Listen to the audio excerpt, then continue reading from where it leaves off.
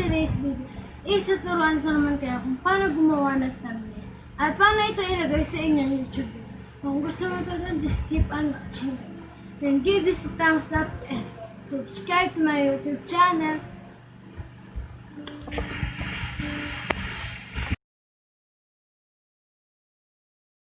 Una nyo na kailangan is ito, ang PixArt.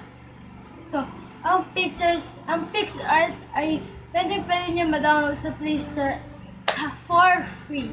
So, sa PixArt is pwede kayo mag-edit kahit wala kayong internet or need data, hindi nyo kailangan. So, download nyo na yan.